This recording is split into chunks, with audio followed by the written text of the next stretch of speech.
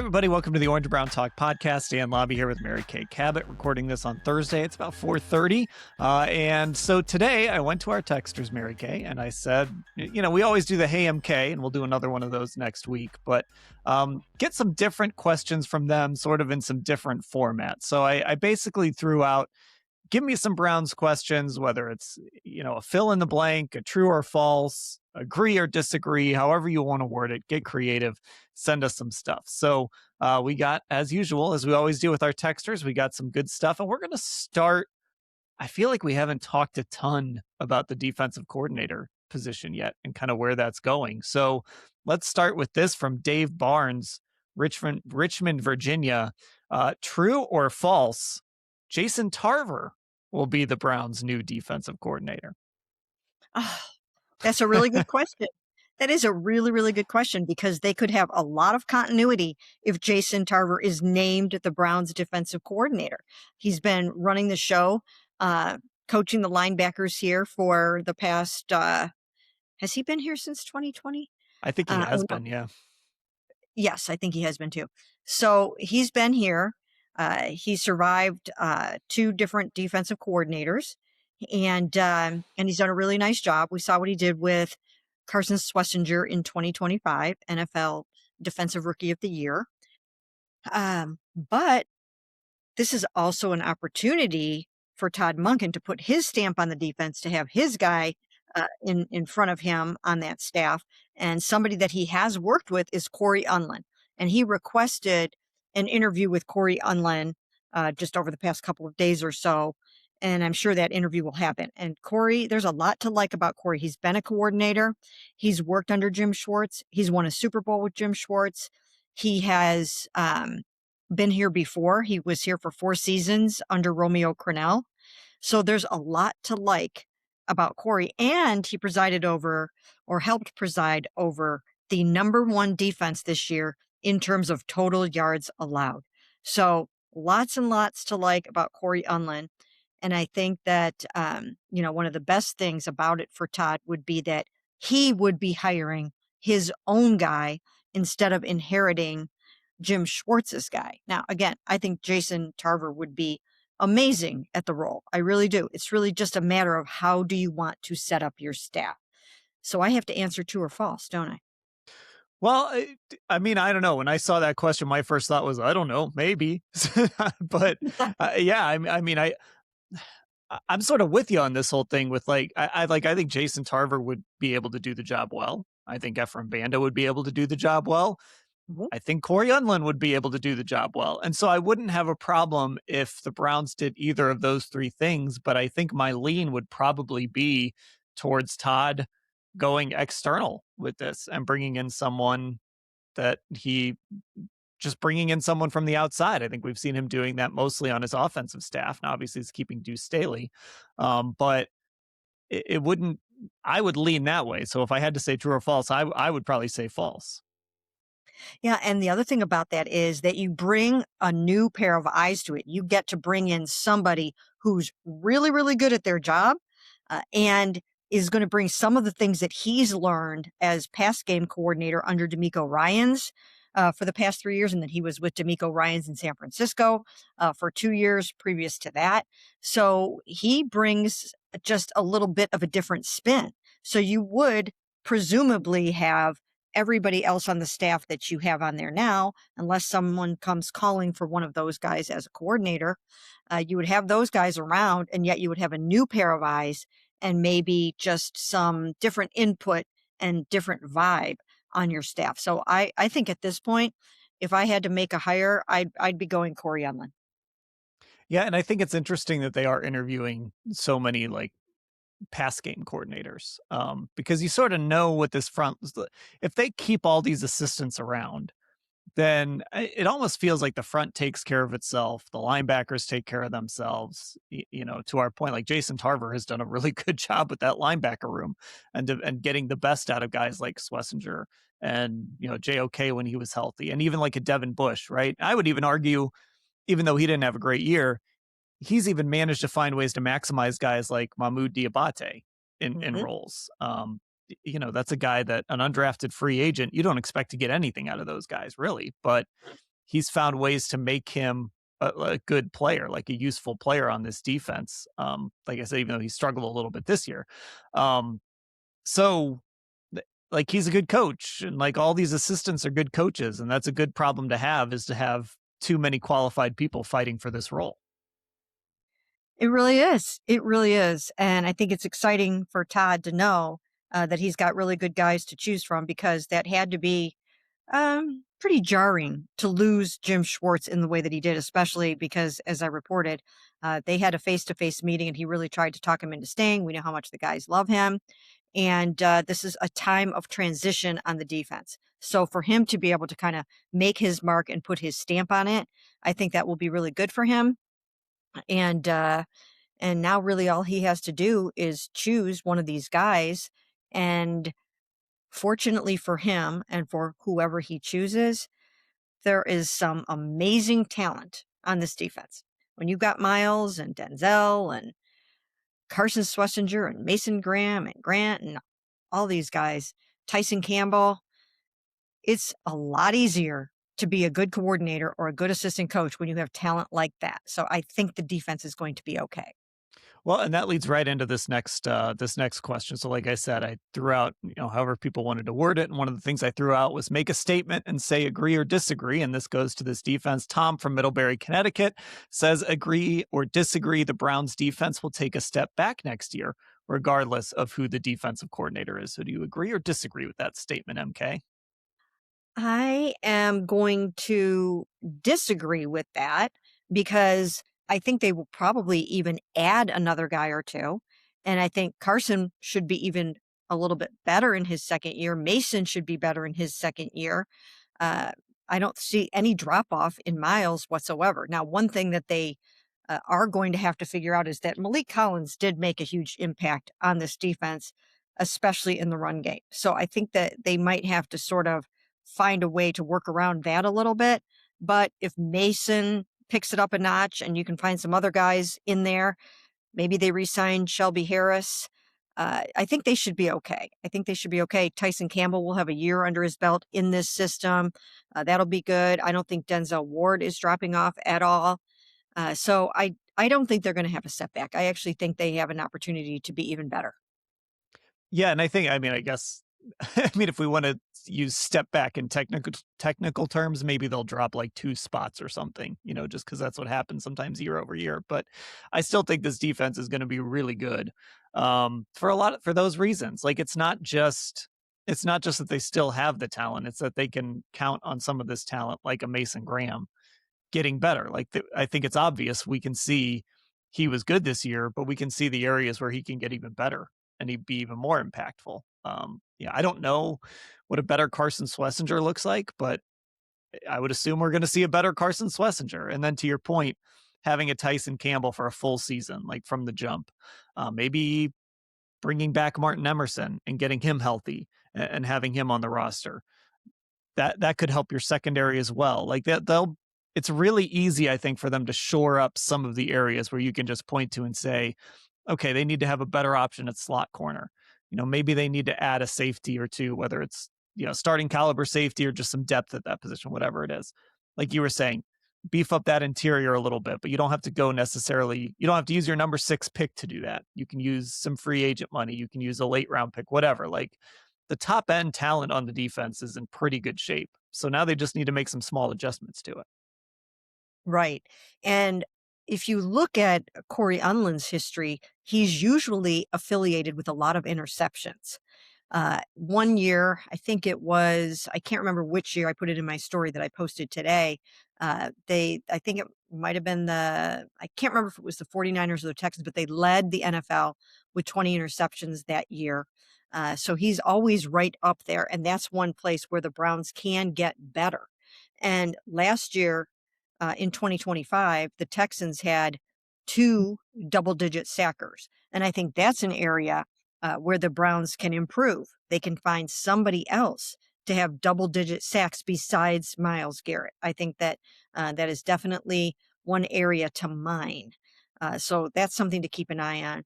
But I don't really see a drop-off, especially because knowing Andrew Berry the way that we know him, there's no way he's going to be able to resist taking a really impactful defensive player somewhere in that draft, right? Even though they talk about putting all of their resources or most of their resources into the offensive side of the ball, there's no way that they're going to ignore defense. You have to keep the pedal to the metal and you have to keep adding guys. That's what the Ravens have always done. That's what the Steelers have always done. And you can't stand pat and say, oh, we had a dominant defense last year. No, I mean, you really have to keep going. And I think they will. Yeah, and I still think when you look at this football team, the way they're going to win games next year is with that improved offense complementing a really dominant defense again. Yeah, I mean, we can go through the games this season even and look at like, man, if they could have scored one more touchdown or if they could have hit one more field goal, how different would that game have gone? So the goal, I think, obviously you want to really supercharge this offense however you can, but even just incremental improvements there, while you're developing some young talent that you add to complement that defense, that changes this. I think that changes the outlook for this team dramatically. So yeah, I'm with you. Like, are they going to pick a defensive player at 6? I'd be a little surprised by that, but I don't think they're going to use all 10 of their picks. I don't even know if they're going to use all 4 of their picks, in those early rounds on offensive guys. I think they will spread it around a little bit, especially if there's a defensive player there that's just too good to pass up. Right. Absolutely 100%. Who thought that they were going to be picking Carson Schlesinger at number 33 overall last year? So they will have some tricks up their sleeve. They will have some surprises. And there's no way that you would ever want to pass up somebody that's going to be able to get to the quarterback. So if you find another defensive tackle or a defensive end that is going to be able to disrupt the passer, I think that they will go for it, even if it has to be with one of those higher picks. Now, maybe not the 2 first-round picks, but how many do they have again in the top 150? Is it 8? They have like 8. Yeah, I thought it was only 6, but then I went back and read one of Andrew's transcripts and he said 8. And then I counted 8? on my own too, and yeah, it's 8. 8 in the top 150. That's a Yeah. lot. So if you have 8 in the top 150, you should be able to find an impact defensive player in that bunch somewhere, and you can rest assured that they will. Yeah, they've got 8 in the top 50. They have 4 on those first 2 days of the draft. And then they're going to have a really high pick on the 3rd day of the draft to kind of start things off. So there's going to be some room to add some defensive guys to this stockpile as well. And we've seen Andrew has never been afraid to sort of stack strength on strength, where he's signed a position and he's drafted a position, or he's added to an area where we feel like they're good. He just kind of keeps adding to it. So um, I I'm with you. I think we'll see some defensive guys added early in that draft at some point. It was inevitable. We had to get to quarterbacks. We had to get to Shedeur Sanders. So let's go to this question. It's another agree or disagree question from Scott Mandel in Los Angeles. Agree or disagree? Shedeur Sanders will be the de facto week 1 starter. Oh, that's a good one. That is a really, really good question. And it is it's the $64,000 question right now. It's what everybody wants to know. And I was asked on the radio this morning, what percent chance do I think Deshaun Watson has of starting the opener? And I said 40% right now. And I just threw that out there. I admitted to them, I have no idea what the chances are. But I think right now that, it would probably be 40 for Shedeur, 40 for Deshaun, and 20 for someone else, right? So I think those 2 guys heading into this whole thing are probably kind of running neck and neck. And it's going to depend on what they look like in the offseason program. And it depends on how quickly Shedeur Sanders continues to come up that learning curve and gets to where they want him to be. So I don't know. That is a tough one. I guess for purposes of just having to give an answer right now, I'll say yes. I'll say yes on Shedeur. Agree. Yeah, this is one of your cats agrees as well. Um, I I mean, look, I think the reality is like we throw these questions out there and people ask us this all the time when we're doing radio interviews. We talk about it on the pod all the time. And the real answer on February 12th is like, let's see how this quarterback room shapes up. I mean, we're still a month away from free agency even. And so this whole discussion changes if they sign Malik Willis or if they trade for someone that we didn't think would be available or something like that. It changes if they take a one of these quarterbacks in the first round, right? Like for some reason they do what the Giants did and they take a Jackson Dart in the 20s, right? They trade up and they take somebody late in the first round or even early in the second round. Like that changes this discussion too. So when we're talking about like what are they going to do, who's going to be the week 1 starter, I think the actual answer is let's see how this plays out. But if the quarterback room looks like it does now, I think my lean would probably be towards Shedeur Sanders just because he's the young guy and he's the guy that he's the guy we kind of know the most about right now. We just don't know what Deshaun Watson's going to look like when he gets back out on the field. Right. It really is a very difficult question to answer because the last thing that we heard Todd Monken say about this situation is that those young guys have a long way to go in their development, right? But there's a lot of time to get them where they need to be too, right? So between now and opening day, there's a lot of football to be played. There are a lot of reps to be had. There are a lot of players to be added to this football team. So he can get to where he needs to be by opening day. There's no question about that, I would think. So we'll see. I think they want to keep him hungry is one of the things that I think is happening here. They certainly don't want him to think that he has arrived anywhere or that he has anything in the bag at all. Now, when you look at a situation like in New Orleans, they've pretty much said Tyler Shuck is their starter for this year, and he will be heading into his second year. But I don't think they're ready to say that. I know they're not ready to say that yet with Shedeur because they want him to continue to work and to continue to be pressed and to keep his nose in the playbook. And of course, there's going to be a new playbook. So, he has to demonstrate that, that he will. He's going to put the time in. That's one thing that we saw with him this past season is he is willing to work. There is no question about that. But he's got to learn a whole new offense and he's going to have to be learning new personnel. And I just think that all these things are going to play out over the next couple of months. I think too, we talk about this a lot with Deshaun, obviously, how he looks in practice and how I think that's going to get people's attention once he gets out there in the spring and we see him again. But I will say, like, just going back to last training camp, and obviously, they had him off to a side field for the most part. He was working with and going against third and fourth stringers. But I think Shedeur Sanders looks really good in practice too. And I think in those training camp settings, that accuracy you always talk about, that superpower he has, I think a lot of times that can be on full display in those training camp settings. And it can be very enticing to see some of these throws that he makes. And that's why I think for a lot of us that were there, that buzz was building about like, man, this guy looks good and the opportunities they're giving him. Now they didn't give him a lot, at least up the depth chart, but he was looking good in the opportunities they were giving him. So I think that makes this interesting too. I think these two guys, if this ends up being the competition, can really kind of bring out the best in each other and just kind of one-upping each other throughout the spring and summer. I think they will. And I think another thing that we haven't talked a bunch about yet is the fact that Todd Monken mentioned the it factor when he is looking for traits in a quarterback. And I think that's one thing that Shedeur established last year. And of course, he did that in college too. But even at this level, I think he showed that he has the it factor, that he gets in the zone when the game is on the line and he's aggressive and he's accurate for the most part, and he's tough. And I can think of 3 different games that come to my mind where I can cite the it factor in Shedeur. The very first time that he got out on the field and he was playing against the Baltimore Ravens, and it did not start out well at all. He had to get the jitters out and the butterflies out. But on that final drive, he took them down there. He hit Harold Fannin on a really nice pass over the middle.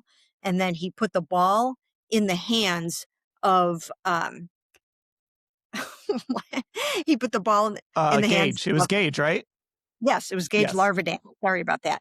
And he put the ball right in his hands, and it got broken up.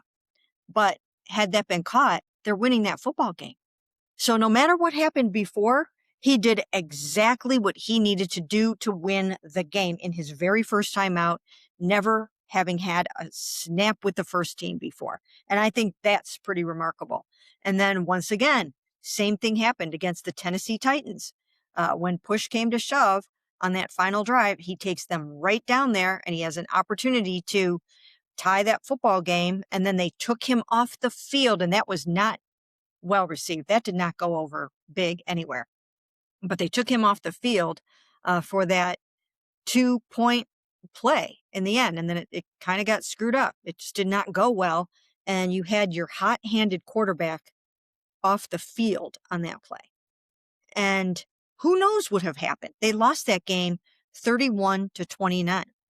If you have Shedeur and Harold Fannin out there in that moment, anything could have happened in that game. So that was another one where I thought he showed tremendous it factor. And then you go down to Cincinnati in the season finale, and the chips are down and the game is on the line, and he took them down and put the game-winning field goal on the board to win that game in the end of that game. And I thought that showed plenty of it factor there too, because the Bengals, they wanted to win that game and they could have closed that out, and they didn't. I mean, he went down there and he did what he needed to do to help win that game after a nice defensive performance, of course. But he did his part. Are there other games like that stood out to you where he showed that it factor, Dan? I think those were the prime examples, but I think that Baltimore game that you kind of keep coming back to is an important one because it was just awful. Like it was, I mean, when he first comes in and we're watching it, like I'm sitting there thinking like, oh yeah, okay, now I get it. Now I see why he hasn't been playing. And I think we kind of knew like some of the habits that existed, and we were just seeing the worst of it. But then he does, for whatever reason, that last drive, he figures it out enough. And then that Cincinnati game, same thing. He's just very calm in those moments, and he doesn't force things, and he understands, hey, you know what? I'm just going to keep throwing these underneath passes to Dylan Sampson. I think that was the Titans game when they were doing that. I'm just going to keep throwing these little underneath passes to Dylan Sampson, and we're just going to keep gaining chunk yards. And I'm not going to do anything spectacular, but I'm going to keep us moving and get us. And then, when I need to, I'm going to go make a big play. He just seems to understand that part of it. And that's an asset. Like, just like the accuracy, that is an asset in a quarterback. And then you've got to figure out how to sort of extrapolate that over a 60-minute game. But that's one of the hard parts. So if you can already check that box, that's not a bad start. Right. I mean, he has shown flashes of doing some really incredible things and making some really, really great throws. And he's done it without having very much talent around him and with having a very challenged and banged up offensive line. And once again, with having no first team reps with any of the starters until he had to go out and start a football game against the Las Vegas Raiders. That's when he got his first team reps. So the odds were stacked against him in very many ways. And in big moments, I thought he really shined. Now, it wasn't perfect. It wasn't an upward trajectory the whole entire way. There were obviously some mistakes here and there. But I thought for the most part, with what he had to work with, I thought he really did show that he has the potential to be a quality NFL starter. It's just a matter of when they would be ready to roll him out there. Do they feel like he's ready to win in the beginning of this season? If not, maybe you go with Deshaun for a while. So, there are different ways to go about it. But I thought he showed some things. And the other thing, and I've talked about this before, I think we talked about it yesterday at the pod a little bit, that he's so much more sneaky and elusive than I thought he was going to be. He's so much more elusive to be able to slide away from some of those sacks. Now, there are times where he still occasionally does retreat, and that's one of the things that they've worked very hard with him on, and will have to continue to do so. But I think he has more mobility than I was led to believe when he was coming out in the draft. Okay. I mean, I was basically told by some scouts and coaches that mobility was just not going to be his thing in the NFL. And it was his thing in the NFL to make more off schedule plays than I thought he would be making. And so I think Todd Monken is going to obviously like that aspect of him too. that he can do some of those things. Now, having said that, while he's going to get an upgraded supporting cast, an upgraded offensive line, and reps with the starters that he didn't get last year, and an offense that is uniquely suited to him from Todd Monken, defenses are going to catch up to him too. Now they've got a book on him. Now they've got 7 starts, and they can dig in there and they can say, oh, he can't do this, he can do that. And remember, Bill Musgrave said, these defensive coordinators, they dig in there and find out things about you that you don't even know about yourself. And so that's the thing that the Browns are going to have to figure out. What are defenses going to try to do to take away the things that he did well in 2025? But one of the things that he does really, really well is fit that ball into some really tight windows and put it on the money. And you can't always coach that in the NFL.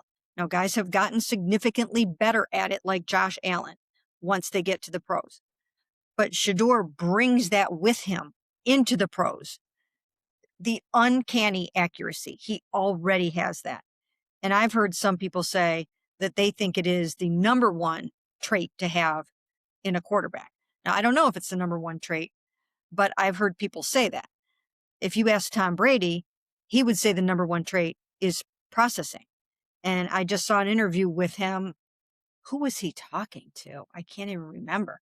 But he was saying that he knew what the Kansas City Chiefs were doing defensively before anybody else would have ever known that, and that his brain is just so lightning quick when it comes to processing what a defense is doing. So I'm sure there are some people that would put that even ahead of accuracy, but accuracy is a pretty darn good thing to have, and Shedeur has that in spades. Yeah, I mean, I agree. And like it's putting together this whole package. It's taking that accuracy, right? It's taking that it factor, and then it's getting him to where he needs to be from a processing standpoint, right? I mean, sometimes it takes these guys years, like it takes them forever to get to that point. It can take them 5-10 years to kind of reach the peak of their powers in that regard. But for a lot of quarterbacks, your brain kind of catches up to the physical side. As I think we've seen that with Patrick Mahomes. Like, he was always a smart quarterback, but to do it at the NFL level, he went from being this super athletic freak of a quarterback to still being a super athletic freak, but now he like understood the NFL game at a higher level. And we saw that in those last couple Super Bowls that he won. So that part, they've got to get that part up to speed, and that can take some time, just all of it. But if they see enough there that it's worth developing and investing in, then you can get him there, and you can get him to that point where he is now, on top of everything else, he can sit back there and just pick apart a defense. And I think the encouraging thing is there was this positive progression with him. And I keep going back to, I think it was the Bills game, where he kind of just took what was there all game. Like he was, and I know like all these stats were coming out after about his average depth of target and all that stuff, but I think a lot of that was intentional. And I thought that was actually a sign of progress, that he wasn't forcing things, that he was just taking what was in front of him and running the offense and getting what they needed to get, trusting his defense as much as he could. We just saw Sam Darnold win a Super Bowl basically doing that. Seattle got a lead and decided, hey, Drake May's not going to do anything against us. So Sam, just don't screw this up. And sometimes that's part of playing quarterback, is having the coaches say to you, hey man, just don't screw this up. And I think we saw some progress from Shedeur in that regard too. Like, there's going to be times when we need you to be incredible, and there's going to be times when we're going to say, just don't screw this up. And finding that balance is all part of that development. It really is. And I think one of the things that I really noticed about Shedeur throughout this whole process is that he's just got tremendous natural instincts for the game. And when the lights come on and the chips are down, that to me is when he seems like he's at his best, right? He just has a feel for the game. He just knows what he wants to do, and he knows how he wants to do it. And I think he's an experiential learner. I think that you might not necessarily know that he's progressing in such a way, and then you get him out on the field and it's like, whoa, he put that out on the grass, didn't he? Right. And I just think that there are some very special qualities about him. And I think those qualities are going to be hard to overlook. And I think that they're going to see where they can take him. And Todd Monken has already said he's going to coach the heck out of these guys and he's going to try to elevate their game, all of them, and see what they've got. And that's why he's intrigued with Deshaun Watson. He knows what Deshaun Watson's all about. He's played against him. He's coached against him.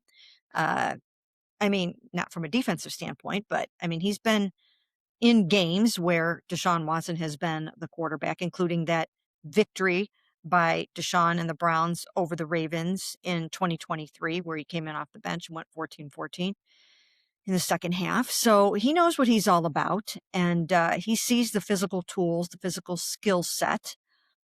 But, does he still have that physical skill set? We don't know. You don't know. I mean, when you're a running quarterback and you've had 2 Achilles surgeries, are you still a running quarterback? Do you still have that kind of mobility?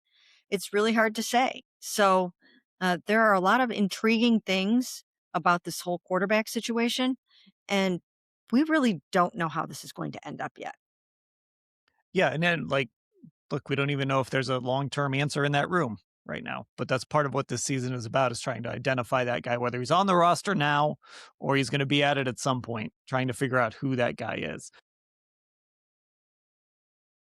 Let's shift gears to another part of the offense. And this is going to be about the offensive line. It's a fill in the blank question from Steve Buzon in Alexandria, Virginia. The Browns will have blank new starters on the offensive line in 2026. And we're, of course, answering this question before we have any clue what Joel Bitonio is going to do. And he's obviously a big piece of this. He really is. He really is. And I just hope that Todd and George Warhop, the new offensive line coach, can talk him into coming back for one more season. They won't even make him practice. I'm calling the shot right now on that.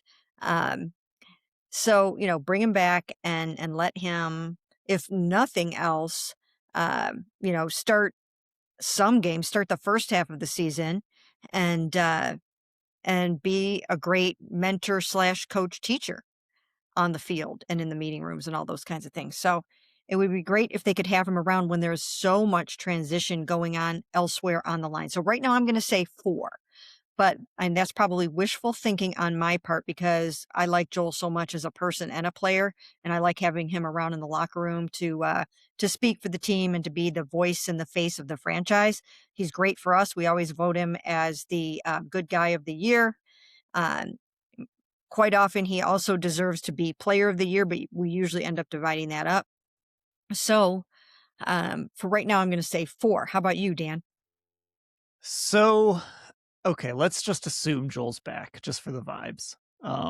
So I think they've got to replace Jack Conklin probably.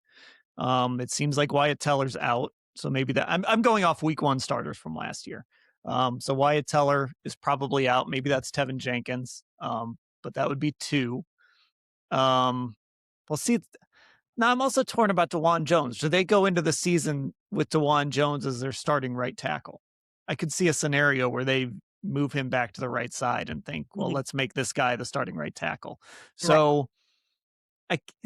I think I'll keep DeJuan in the mix somehow because I don't think they're going to just be out on DeJuan. So let's have him as a returning starter. Let's have Joel as a returning starter. So I'll go 3. A new left tackle. With Ethan Posick's injury and Luke Whippler's injury, who knows what they're going to do at center. So I think that probably has to be at least a new week 1 starter, if nothing else. And then probably at right guard, you either have Tevin Jenkins or somebody else. So I'll go 3. Yeah, it could be 3. It could be 3. It could be 4. It's really, really hard to say. It's hard to say on some of these. And then even like with a guy like Wyatt Teller, where it just seemed like there was no way he was coming back. Sometimes when you get new eyes on a guy, they see him differently than someone else may have. So maybe, just maybe, they they will like what they saw in Wyatt Teller. But that one does seem like that ship has sailed. We'll have to see about that. I do. Yeah, you're right. I mean, obviously that was we don't know if that was the coaches doing that, if that was Andrew doing that, or maybe maybe it was the coaches and Andrew was like, no, I still like this guy. We'll see how that plays out. But I do with DeWand, I am really interested to see how they approach him because they sort of just handed him that left tackle job last year. And then they moved him back over to the right side in the Green Bay game before he got hurt. Um, I just wonder how they're going to approach him this year. And we know he's more comfortable on the right side. Could they look at him and say, we want you to be over there? That's where we think you belong. And maybe they make him compete this time around. But I just wonder if that's where this goes. Well, that's what they were about to do with him. So he was on his way back to right tackle this season when he got hurt. So I do think that there is a world in which he could end up over there at right tackle. And with some really good coaching, I think he could excel there. So, I mean, and he was pretty vocal about the fact that he doesn't love playing left tackle. So we'll have to see how that one plays out, but I could see him being in line to start at right tackle. All right, we got two more. This one has to do with free agency. It comes from Tom Bays, Charlotte, North Carolina. Andrew Berry will definitely sign a blank and a blank in free agency. Maybe a position we just talked about. I would say receiver and offensive lineman.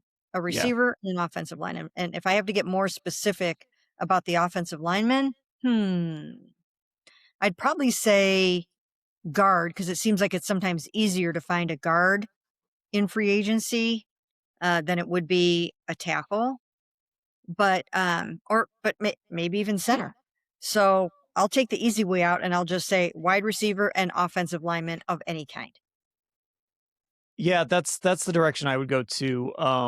And I think we'll sort of. So I remember back in 2020, they signed Jack Conklin and they kind of left tackle open, and it kind of became clear that's the direction they were going to go early in that draft.